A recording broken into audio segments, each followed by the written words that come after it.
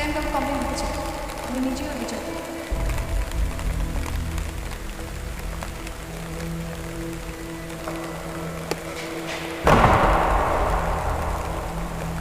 আমি দরজা লক করে দিলাম, কেউ দরজা খুলবি না।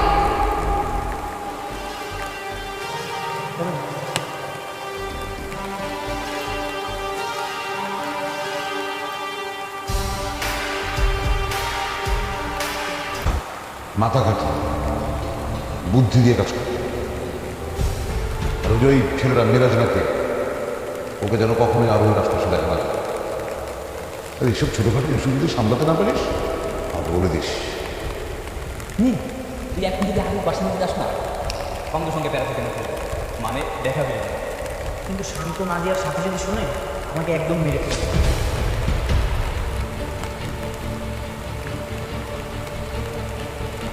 ভাইয়া, মিরাজ আসছে, ধরো ওকে।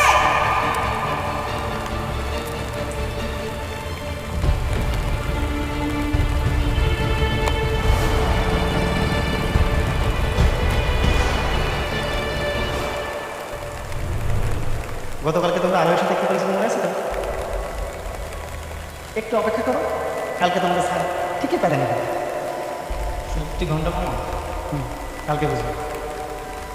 কাল তো আমার ডায়রিয়া হবে, আমি অসুস্থ হয়ে যাবো, আমি স্কুলে আসতে পারবো না।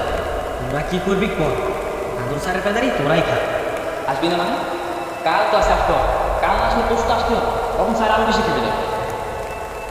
আচ্ছা চল, যাওয়া আবার হবে।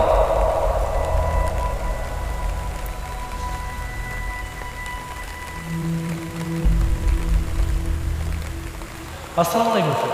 ওয়ালাইকুম আসসালাম। কেমন আছো স্যার? আলহামদুলিল্লাহ ভালো আছি, আপনি কেমন আছেন? আলহামদুলিল্লাহ ভালো আছি।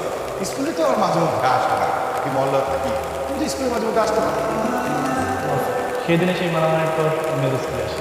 হ্যাঁ, তুমি ঢুকো না, কিন্তু অনেকে তো আবার জোর করে স্কুলে ঢুকে দেবে। তামিম তার গ্যাং নিয়ে স্কুলে ঢুকেছিল, সেই কথা শুনেছি। স্যার আমি কি আমার বাবাকে বলবো?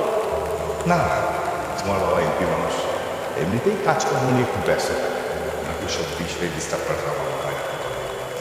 তাছাড়া তামিমের বাবা আকিব সাহেব আর তোমার বাবা, দেখা গেলো তুমি তোমার বাবাকে বললে আবার নতুন করে কোনো সমস্যার সৃষ্টি হলো, কারণ তামিম শুনে হয়তো করেছে, এসব বলা দরকার।